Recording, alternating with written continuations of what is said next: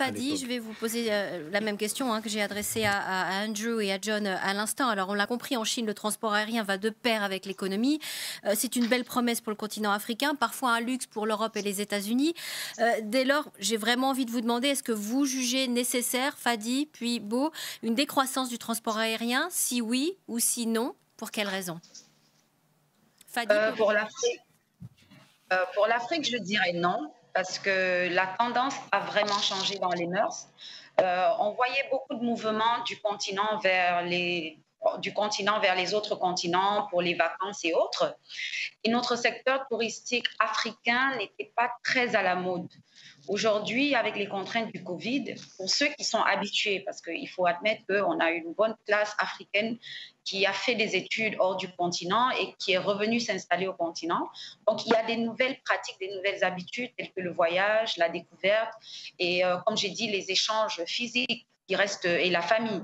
Et donc, avec les initiatives, comme j'ai dit plus tôt, de l'Union africaine sur le soutien au gouvernement, parce que là, on est tous actifs sur le fait qu'on doit pouvoir renforcer la coopération intracontinentale, on est plutôt dans des stratégies de développement et de croissance.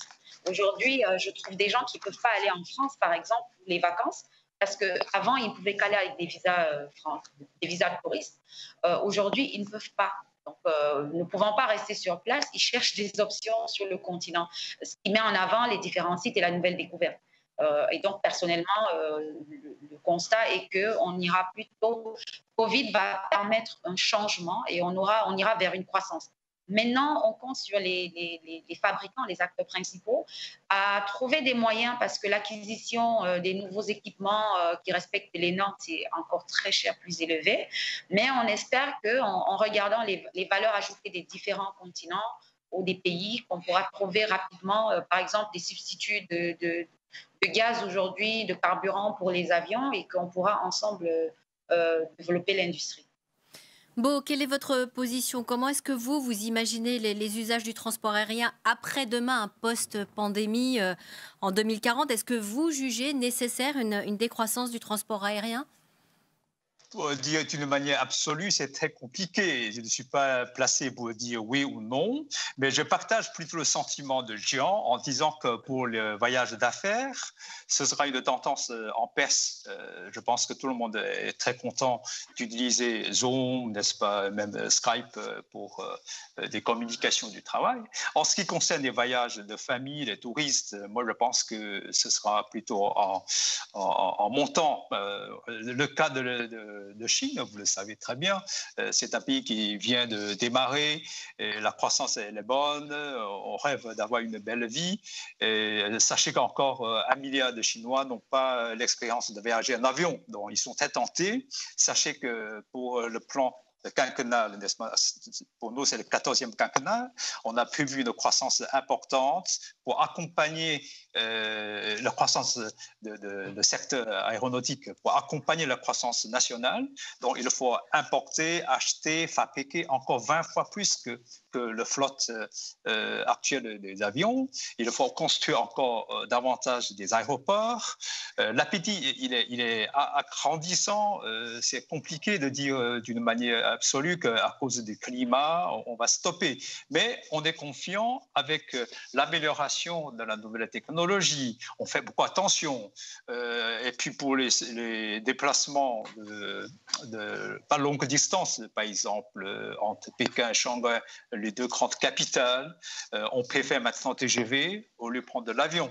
Donc, il y a beaucoup de modalités qui changent. Encore, il faut souligner que pour la Chine, le secteur transport, notamment l'aviation, c'est un secteur pilier pour la croissance dans une nouvelle étape. Nous n'avons pas ouvert l'espace de l'aviation générale. Ça, je pense que dans l'audience, il y a beaucoup de professionnels, ils savent très bien, ils le visent encore parce que nous n'avons pas ce qu'on appelle l'espace pour des jets privés.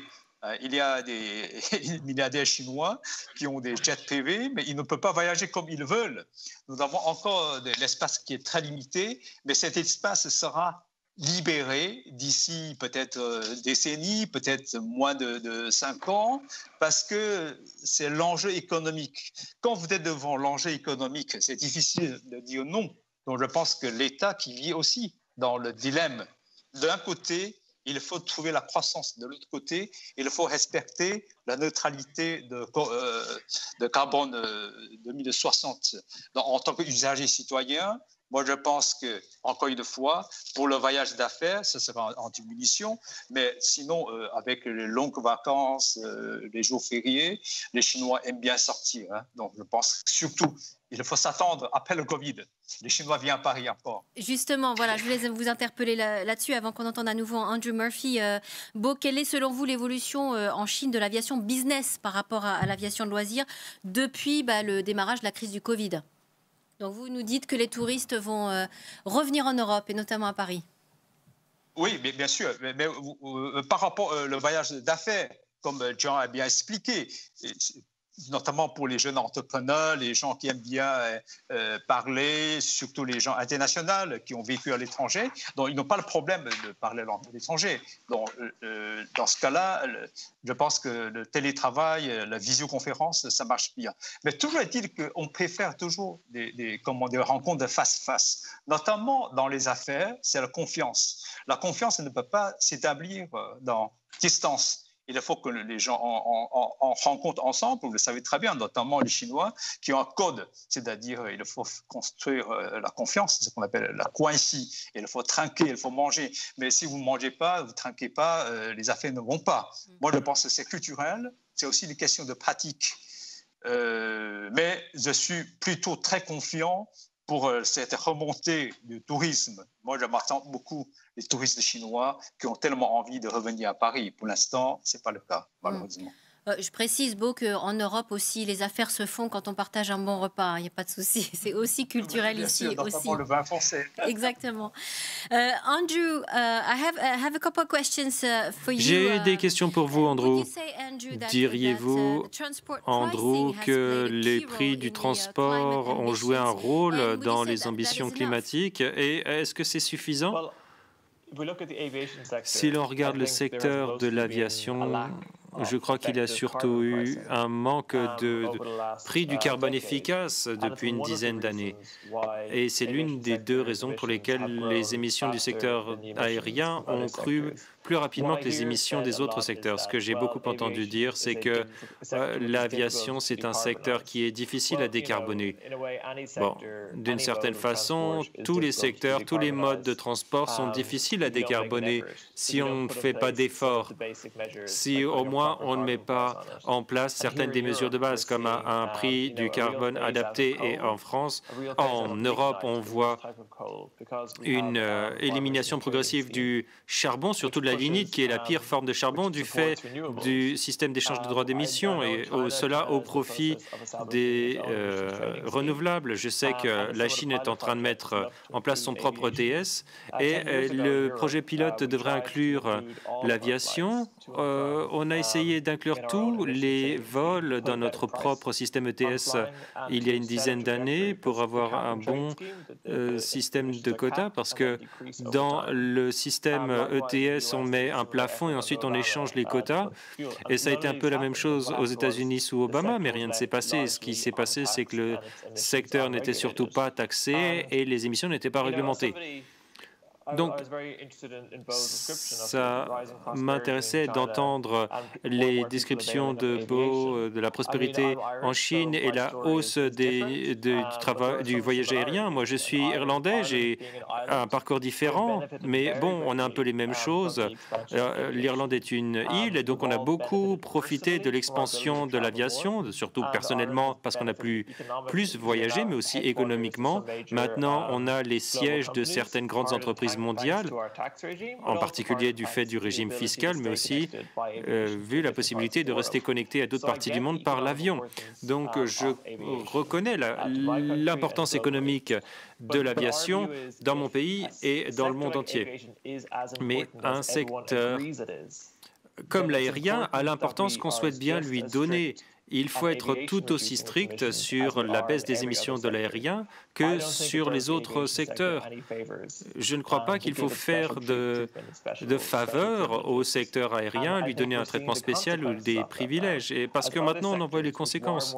D'autres secteurs qui ont été plus strictement réglementés, tels que le système du transport routier, a commencé à faire baisser ses émissions, et maintenant on voit les conséquences de ce traitement spécial. Je suis d'accord avec John, il y a eu un changement dans le positionnement de l'industrie de l'aérien.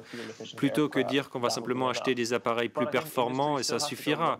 Mais le secteur doit avoir un pas d'avance. Il faut reconnaître qu'il faut être plus agressif et je crois qu'il faut être vraiment agressif. Des réglementations d'État agressives pour faire baisser les émissions dans le secteur. J'aime bien les tarifications agressives, le plafonnement des émissions, des objectifs de baisse.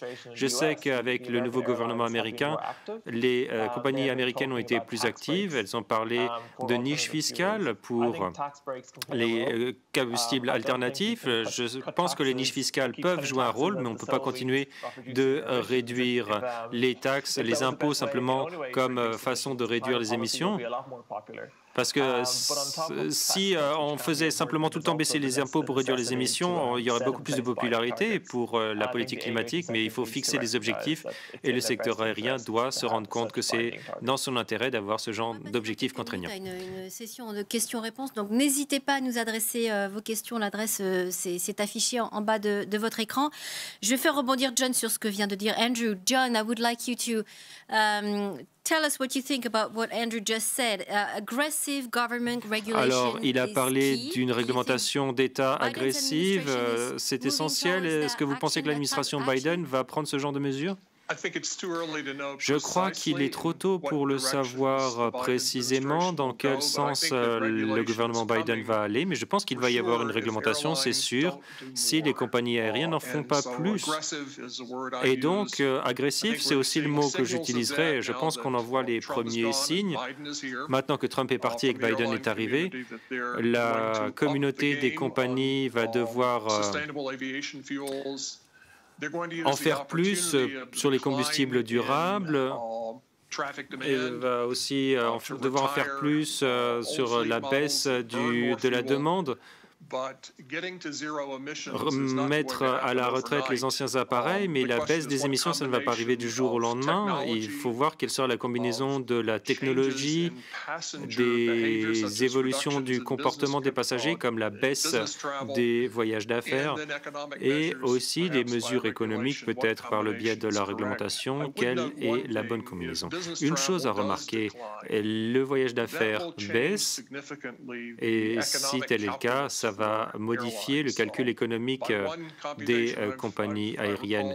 Selon un calcul dont je me rappelle, les voyageurs d'affaires, ceux qui payent des sièges en classe affaires ou première, ça n'est peut-être que 12 ou 15% des passagers à bord d'un avion, mais ils peuvent représenter jusqu'à 75% des recettes. Et donc, s'il y a une baisse significative de 10, 20, 30%, voire plus des voyageurs d'affaires, eh bien, les compagnies vont devoir imaginer comment rester rentables, peut-être donc assurer moins de vols. Je pense qu'il y aura des évolutions à long terme, mais c'est très difficile avec une pandémie sans précédent qui touche les voyages avec une telle ampleur. C'est difficile de savoir ce qu'il va en ressortir, mais je pense qu'il y aura un rôle à jouer pour la réglementation et des objectifs, mais je ne sais pas quel sera vraiment le bouquet idéal. La meilleure chose, ce serait de laisser les gens voyager le plus qu'ils le souhaitent, tout en tenant compte de la composante morale qu'il y a qu'à chaque fois qu'on voyage par avion, on crée des émissions supplémentaires. Mais laisser la main à la technologie des systèmes de compensation, eh bien, il faudrait en tenir compte dans les coûts et ça n'entre pas en ligne de compte pour l'instant. Alors, il y a trois choses. Les habitudes, les mauvaises habitudes surtout, c'est difficile de s'en défaire. Pourriez-vous dire que la population américaine est prête à changer lorsqu'on parle du voyage pour aller voir des proches? Pensez-vous que des modifications modifications sont possibles au sein de la population américaine dans ses habitudes? J'aimerais bien pouvoir être plus optimiste, mais vous me demandez une réponse réaliste, Sophie, et pour être réaliste, je pense qu'il va y avoir une recrudescence des voyages personnels. On n'en reviendra peut-être pas au niveau d'antan, mais en tout cas, ça pourrait être probable quand même. Les voyages pour aller voir les proches ne vont pas baisser à long terme s'il n'y a pas d'autres mesures. Donc je ne crois pas. Je ne crois pas que le flight shaming est assez pénétré dans la psychologie américaine pour avoir des effets autant qu'en Europe. Là, il y a une différence et c'est difficile pour les Américains. Fadi, de ce flight shaming, c'est pas du tout d'actualité en Afrique, sur le continent africain, on l'imagine, Fadi. J'ai pas suivi, Sophie. Le flight shaming, cette tendance à utiliser ce terme qui est très poussé, qui est très controversé d'ailleurs aujourd'hui, la honte de prendre l'avion, c'est quelque chose qui n'est pas du tout dans la préoccupation des Africains qui voyagent. D'ailleurs, quelle est la distinction qu'on peut faire aujourd'hui sur le transport aérien business et tourisme pur en Afrique? Quelle est la tendance? Sophie, comme j'ai dit, déjà le flight shaming, ça rentre pas dans nos mœurs parce que prendre encore un avion pour beaucoup de familles, c'est tout un événement. Vous allez dans la plupart des aéroports et vous allez voir que quand il y a un membre de la famille qui est en train de voyager, c'est vraiment un truc extra. Et donc, comme je réexpliquais, je regarde toujours les régions parce que c'est très important. Je ne sais pas pourquoi certaines régions comme la mienne en bénéficient moins, mais le transport aérien d'affaires est moins développé dans beaucoup de zones. Ce n'est pas encore rentré dans les mœurs. Quand on prend un pays comme le Nigeria, où on vous dit que la plupart des grands hommes d'affaires ont leur propre jet, je me retrouve parfois à rechercher pour des clients un avion en Afrique centrale pour faire un voyage, et c'est très compliqué. Donc, il y a vraiment ce gap qui existe entre les régions et les pays en Afrique. Que j'interpelle toujours les acteurs. Je dis, on ne peut pas avoir une région qui est plus concentrée avec un excès, quand sur le même continent, on a des régions qui ont du besoin et qui sont en manque. J'ai vécu personnellement, je vais partager cette petite expérience avec vous. J'ai eu des investisseurs australiens qui sont venus au Cameroun pour une mission et ils devaient faire des visites aériennes des sites miniers. Et pendant 3 jours, ils avaient en moyenne une 50aine de 1000 d'euros. Mais en 3 jours, on n'a pas pu leur trouver un avion ou un hélicoptère qui pouvait leur faire cette visite-là. Et donc, des expériences pareilles, j'aime bien les partager parce que vous voyez, les pays développés ne sont plus au stade primaire que nous sommes, parce que ça rentre dans leurs mœurs. Donc, nous, on a encore tout à faire parce que ça contribue énormément au développement des autres secteurs dans les différents gouvernements. Et donc, l'aviation, pour nous, ce n'est pas un luxe, c'est une facilitation sur le développement des autres secteurs. Et donc, voyager aujourd'hui, non, je ne dirais pas que ça traverse même les mœurs. C'est vrai que ça coûte très cher et qu'on est en train d'interpeller les gouvernements à réduire le coût pour permettre aux gens de voyager. Mais rassurez-vous, si on demande les statistiques aux aéroports sur le nombre d'Africains qui, même pendant la pandémie, vont vers Dubaï ou vont vers les pays qui sont ouverts, vous verrez que la tendance est toujours à avoir des Africains qui voyagent. Beau, j'ai encore une question pour vous et puis peut-être une pour Andrew si on a le temps avant la session questions-réponses.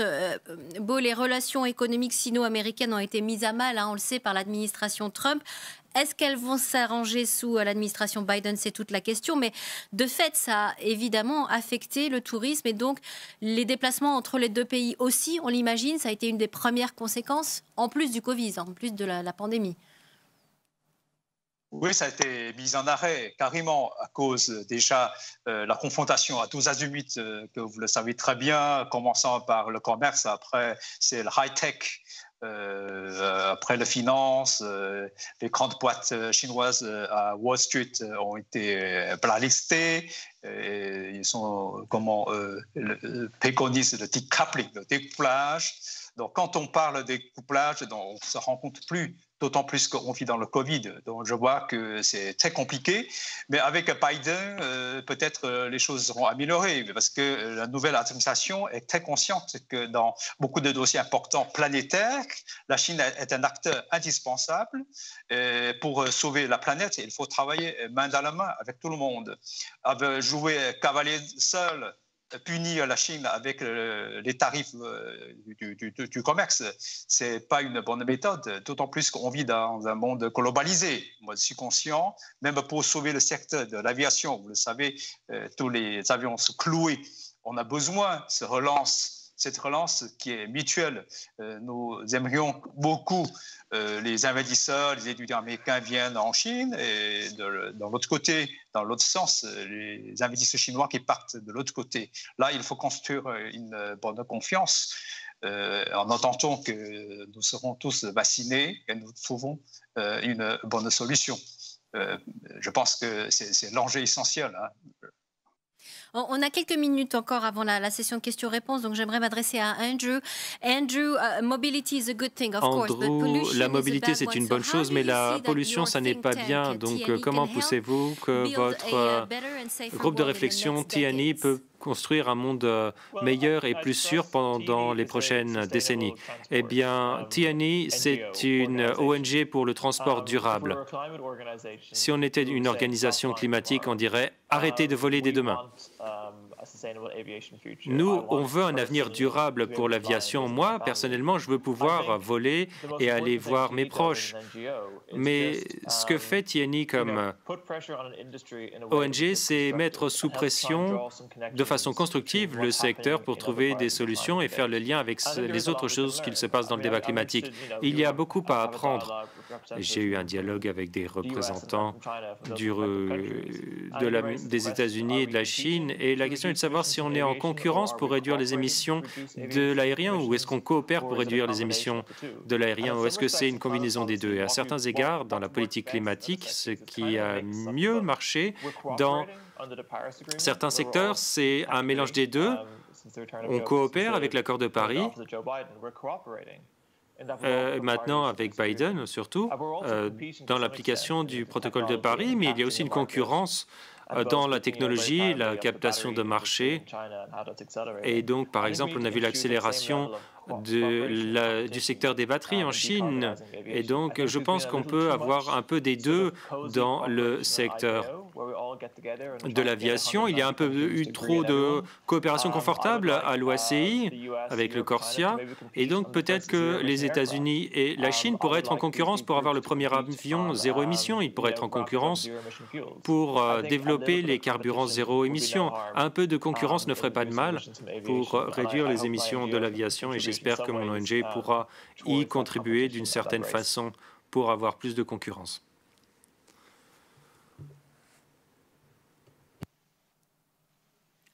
Andrew, je vous demandais si globalement vous êtes optimiste.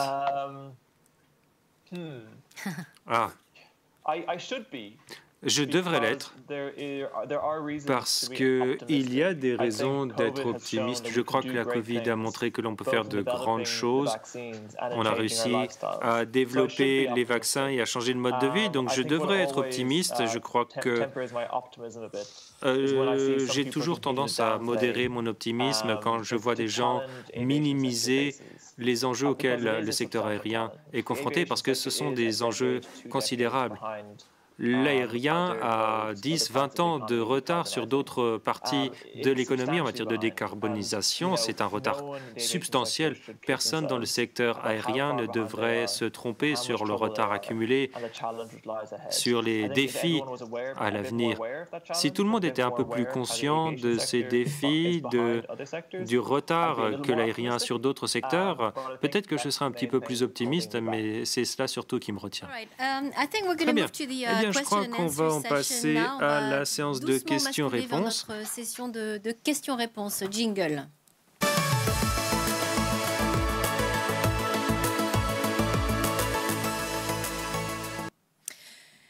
a pas mal de questions déjà qui nous sont adressées. On vous remercie de votre attention et de votre participation active. La première question est la suivante. Le voyage est un fait de civilisation, mais n'est-ce pas aussi un facteur de paix et de diffusion des progrès? Fadi, peut-être que vous souhaitez vous emparer de la réponse à cette question.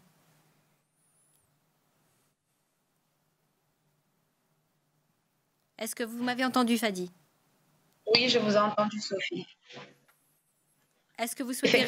Oui, allez-y. Oui.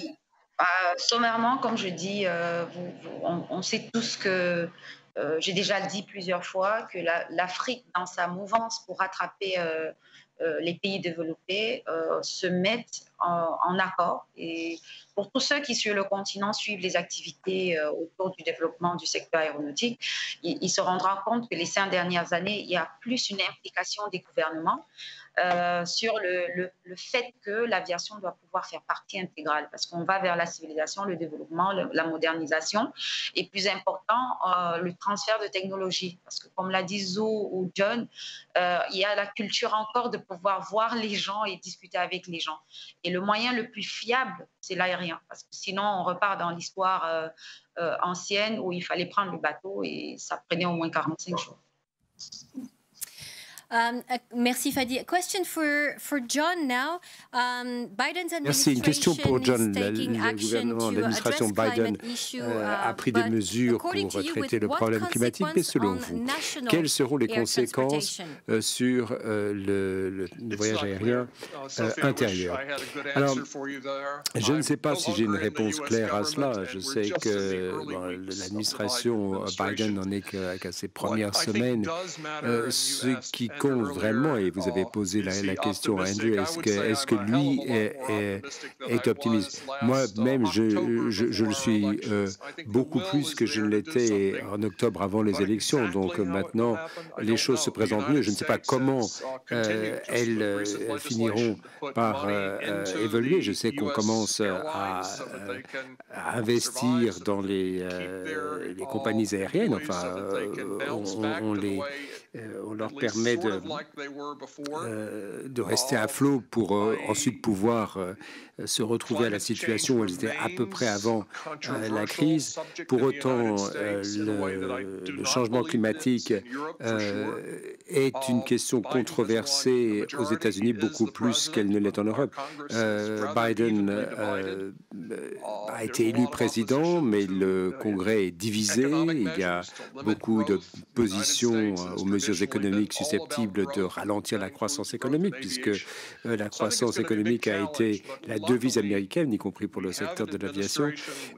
Alors, ça ne sera pas évident, mais le président et le ministre des Transports, l'envoyé spécial aux affaires internationales pour les questions climatiques, John Kerry, sont tous engagés dans cette voie. Enfin, reste à savoir si leurs efforts seront couronnés de succès. Question pour Choubo. Pourriez-vous, nous parler des projets sur les carburants durables, capture de carbone, carburant de synthèse en Chine? Est-ce que vous pouvez nous dire un mot sur ces projets? Je ne suis pas malheureusement bien placé dans ce secteur. Je vous dis que j'interviens plutôt en tant que citoyen, mais je pense que le gouvernement chinois est très radical dans la mesure pour respecter le deadline de 2060 pour la neutralité de carbonage. Le secteur qui est florissant en Chine, c'est plutôt la voiture électrique. Mais je pense que demain, ce sera des avionneurs qui font des avions électriques. Si on parle de l'avion au sens large, il y a des avions sans personne, donc c'est les drones, et les Chinois sont les très, très grands fabricants. Vous le savez, ils sont bien placés. Là, ce ne sont pas des avions qui polluent. Moi, je pense que dans le secteur de l'aviation, grosso modo, c'est des secteurs très importants pour la croissance économique que l'État a besoin, le peuple a besoin, donc on le préserve. Mais en préservant, on est conscient, on fait beaucoup attention. On se déplace plutôt entre les villes, c'est le TGV. Peut-être au sein des villes, vous avez toutes les villes de métro, les voitures électriques. Donc je pense que dans les longs courriers, l'aviation, c'est encore un choix optimal pour le peuple, pour tout le monde. Tout à l'heure, on a bien discuté concernant le facteur de paix. Moi, je pense que aussi c'est le facteur de civilisation. le peuple chinois qui maintenant ont envie de connaître les autres, même connaître les gens de l'autre province. Donc c'est le fait de sortir qui a besoin de l'avion. Moi, je pense que, d'autant plus avec le prix qui est plutôt en tendance de baisse, je ne vois pas que la raison de stopper. Mais de l'autre côté, on est très conscient, comme c'est un pays gigantesque, c'est 1,4 milliard, 400 millions de population, la moindre des erreurs sera fatale. Donc, on est très conscient.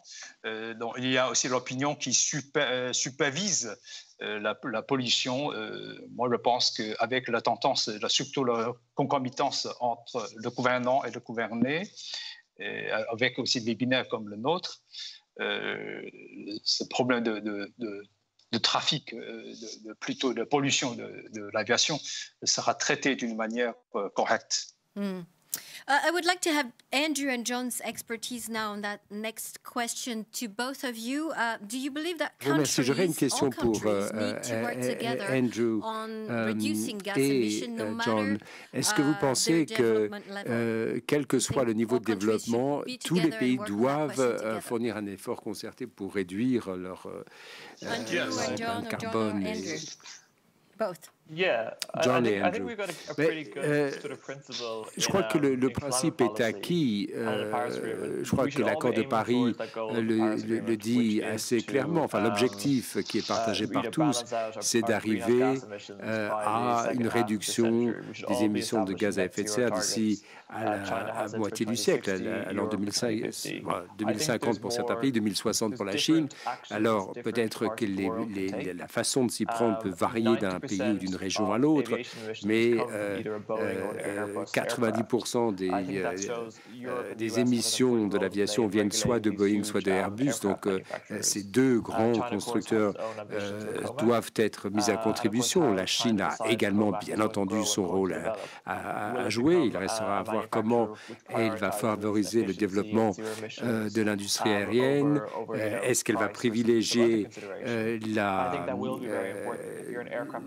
les émissions zéro par rapport au développement du secteur? Enfin, bon, il y aura des priorités et des arbitrages.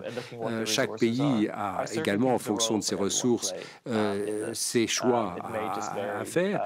Je crois que ces choix varieront selon les circonstances et l'expertise de chaque pays. Quant à John, quelle est votre appréciation? Est-ce que les pays doivent travailler ensemble ou bien en concurrence? Non, à mon sens, c'est ensemble qu'ils doivent travailler, mais comme Andrew l'a fort bien souligné, le rôle de chacun dépendra des besoins et de la situation de chaque pays. Fatimatu a fort bien souligné qu'en Afrique, vous n'avez pas d'infrastructure routière ou ferroviaire telle que vous l'avez en Chine ou en Europe. Et donc, dans la République démocratique du Congo, il n'y a pratiquement pas de route du tout. Il n'y a que l'avion. Et donc, l'aviation est essentielle pour assurer le développement de l'Afrique. Aux États-Unis, l'aviation est une industrie qui atteint sa maturité, mais tout le monde voyage, tout le monde prend l'avion. Là, les États-Unis devront prendre les mesures qu'ils sont en mesure de prendre, de même pour l'Europe ou pour la Chine, mais à chaque fois, il faut quand même peser les besoins de développement et de croissance qui ne sont pas toujours les mêmes. Donc, travailler ensemble ne veut pas dire qu'il y aura une solution non différenciée pour tous. Au contraire, elle devra être individualisée. Vous nous avez parlé de l'avion électrique à plusieurs reprises. Est-ce que vous pouvez préciser quels moyens la Chine possède-t-elle aujourd'hui pour fabriquer de l'électricité? Est-ce une électricité verte? Et les batteries, les moyens de stockage sont-ils vraiment écologiques? Prenez-vous en considération l'ensemble de la chaîne de fabrication jusqu'au recyclage? Encore une fois, je ne suis pas bien placé en tant que professionnel practitioner dans le métier, notamment par rapport à l'aviation. Mais je sais que beaucoup de fabricants chinois sont très bons dans la fabrication des batteries en ce qui concerne la voiture électrique. C'est pour ça que le secteur de voiture électrique en Chine, qui est florissant, qui sera demain, je pense que l'un des piliers de l'industrie chinoise, que tout le monde en parle maintenant. C'est pourquoi il même les Européens, les Américains qui investissent massivement dans la voiture électrique. On a aussi beaucoup d'énergie qui vient de l'énergie nucléaire. C'est grâce à la France, notamment la coopération qui peut être montée dans les années 80. Nous avons aussi des éoliennes. Donc, on est très bien positionné. Sachez qu'à l'échelle continentale, comme un pays, tout est possible. Mais vous avez maintenant, quand le président de la Chine qui a dit clairement, qui a pris son engagement devant l'Assemblée des Nations Unies en disant que 2060, la Chine sera aux neutralité de carbone. Donc, vous le savez très bien, quand le président dit ça, c'est un pays qui est très discipliné. C'est couronné comme ça, donc c'est au sens de l'armée. Nous avons beaucoup de villes qui ont déjà adopté des plans gigantesques concernant le secteur vert. Il faut aussi penser que dans le plan de relance de Chine, qui est aussi par rapport au plan de relance européen, nous avons favorisé le secteur vert. Donc, moi, je suis confiant que le secteur vert, qui sera un secteur prioritaire pour l'économie chinoise, et c'est aussi l'économie mondiale, dans ce sens-là, la Chine attend comment ça va faire, de faire partager avec les Européens, les Américains, les Africains, avec tout le monde. En tout cas, la Chine aussi a besoin d'apprendre auprès de l'autre. Tout à l'heure, on a beaucoup parlé de la coopération internationale. On a parlé de ce problème de pollution ou le domaine de l'aviation. C'est un problème mondial, planétaire. Il n'y a pas d'autre solution. Il faudrait qu'on soit solidaire, travailler main dans la main. Donc, la Chine est prête pour travailler main dans la main. Moi, je vois que pour l'énergie propre, on n'a pas d'autre choix. Il faut qu'on travaille main dans la main avec la communauté internationale. Merci. Bon, on enchaîne parce qu'on a beaucoup de questions, notamment la suivante pour Fadi. Fadi, le transport aérien est indispensable au développement de l'Afrique. On l'a compris, vous nous l'avez bien expliqué. Que pensez-vous du fait que le passage probable à des carburants de substitution nettement plus chers que le kérosène et pouvant nécessiter de nouvelles infrastructures très onéreuses, qu'est-ce que ça va induire? Est-ce que ça va induire un renchérissement notable des vols? Et comment est-ce que l'Afrique peut surmonter ce problème? Sophie, comme j'ai dit, l'Afrique, elle est prête. Et je vais prendre le solaire, par exemple. On a beaucoup de pays en Afrique qui ont beaucoup de soleil. Mais malheureusement, on n'a pas encore mis en focal sur le transfert de technologie où les sociétés qui sont spécialisées, que ce soit l'éolienne ou le solaire, n'ont pas encore considéré l'Afrique comme le continent sur lequel ils peuvent prendre ces ressources naturelles-là pour aussi trouver le moyen de commercialiser vers les autres continents. Et on a un grand besoin de transfert de technologie parce que, comme je l'ai dit plus tôt, l'Afrique a beaucoup de ressources que si elles sont bien utilisées et l'accompagnement financier, parce que je vais prendre l'exemple de la France, chaque fois qu'on voit les développements de projets de construction de barrages ou de routes, on a l'AFD qui revient à chaque moment. Et je dis, mais la France, qui en Europe est quand même un des plus grands pays dans le secteur de l'aviation, devrait penser à investir aussi dans ce secteur-là pour pouvoir permettre que l'aviation qui facilitera l'arrivée des autres pays ou des autres passants sur le continent pourra apporter, générer quelque chose de bien. Donc l'Afrique, elle est riche, elle a beaucoup de ressources, elle peut contribuer. Mais maintenant, on a besoin de cette technologie-là. Et comme l'a dit Zou, travailler main dans la main pour qu'ensemble, on puisse résoudre ce problème global. J'ai une question pour vous quatre, messieurs, madame, les participants à ce dernier panel. Une partie des jeunes Européens est séduite aujourd'hui par ce slogan « Arrêtez de voler ». En conclusion, quel message est-ce que vous aimeriez leur transmettre? A lot of young people do refer today to the "Stop Flying" slogan. So, what message would you like to address to them? Pose la même question en français. D'abord peut-être à Andrew et John, et ensuite à Xubo et Fatoumata. Bon, John. Très bien. Écoutez, vous me mettez un peu sur la sellette. Je crois que qu'effectivement, la jeunesse européenne a pris cette position dans la mesure où le changement climatique a été très bien compris comme étant un enjeu pour la nouvelle génération, plus peut-être que la jeunesse américaine, mais toujours est-il que c'est effectivement la jeunesse qui prendra disons des positions peut-être plus judicieuses. Ils ne vont pas s'arrêter complètement de prendre l'avion, mais peut-être le prendre moins souvent, de manière plus raisonnée, de manière plus raisonnable.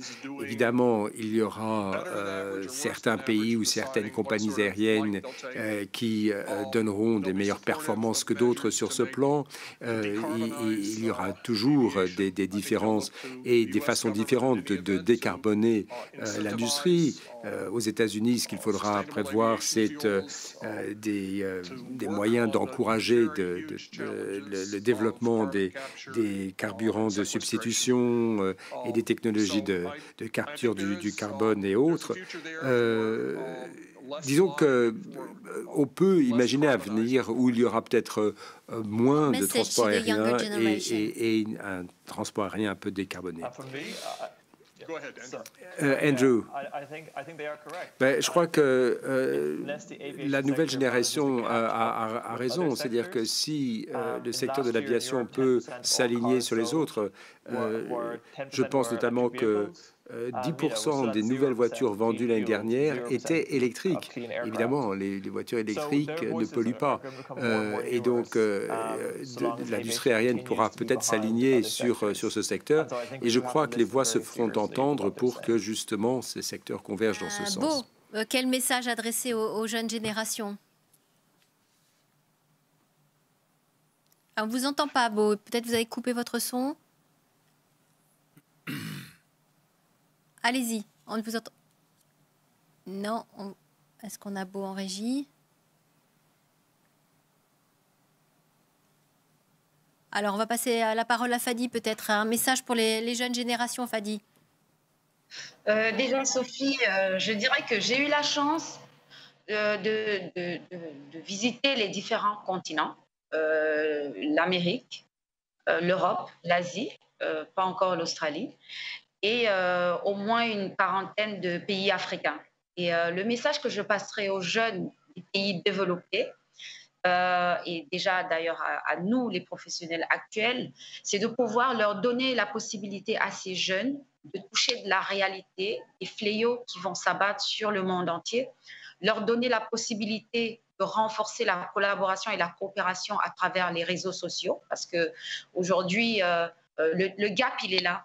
Parce que quand on voit un jeune en Europe, aux États-Unis ou en Asie, dans les villes développées, ça n'a rien à voir avec un jeune qui est dans une ville africaine développée. Donc, si on doit pouvoir penser en tant qu'industrie à la survie de l'industrie, on doit pouvoir adopter des challenges à travers des programmes comme des champions ou pour renforcer une coopération de ces jeunes-là. Parce que le problème qu'a le jeune en Europe qui dit il ne faut pas voler, c'est en fait le rêve du jeune africain qui, lui, ne rêve qu'à mettre le pied pour la première fois dans un avion. Donc, aux jeunes, renforcez votre coopération, développez, apprenez à mieux vous connaître, partagez vos expériences et les uns et les autres, vous aurez des meilleures propositions pour le futur. Est-ce qu'on a récupéré Beau pour un petit mot, un petit message pour nos jeunes générations? Vous aviez un problème de micro. On vous écoute, Beau, allez-y. Ça y est, maintenant? Oui. Vous m'entendez, là? On vous entend très bien. Attention, parce que ça frotte un petit peu sur la veste. Le micro frotte un peu sur la veste. Merci encore pour l'invitation. Avant de finir le panel, je pense que le message lancé par la jeunesse, c'est important, mais il faut nuancer, à mon avis, puisqu'on vit dans différentes zones de pays, de trames, aussi de développement. Je pense qu'il y a le problème de... Allô? Oui, on vous entend, on vous entend. D'accord, très bien. Donc, en ce qui concerne les Chinois, arrêter de voler, pour eux, ça paraît un peu ludique. C'est pas quelque chose de très réel. Donc, moi, je pense qu'il faut voir les choses dans les pays, dans les circonstances très concrètes, sélectionner. Peut-être on voyager quand il est nécessaire, pas d'une manière absolue. quand on voyage, c'est parce qu'il y a nécessité. Tout à l'heure, on parle beaucoup de relations internationales, relations sino-américaines, relations que nous vivons maintenant. On vit dans un monde globalisé. Dans un monde globalisé, il faut qu'on se rencontre. Sans l'aviation, c'est impensable, tout en étant conscient de la protection de l'environnement. Je pense que c'est le message que, en tout cas, de mon point de vue, c'est important. D'un côté, il faut être conscient, de l'autre côté, il faut relativiser. On fait confiance à un scientifique. Moi, je pense qu'il y a des avionneurs dans notre salle. Et les professionnels, ils sont très conscients que nous attendons plutôt des avions qui sont plutôt écologiquement friendly. Moi, je pense qu'avec cette solution, on voyage, mais on pollue moins la planète. Et ce sera évidemment le mot de la fin. J'aimerais vous remercier très chaleureusement, tous les quatre, d'avoir participé à cette table ronde. Merci Fadi, merci Beau pour ces points très pertinents que vous avez soulevés. Thank you so much, Andrew and John, for being with us this afternoon. Thank you for this very relevant and interesting points that you have developed. Thank you so much. On va passer à la session de conclusion tout de suite.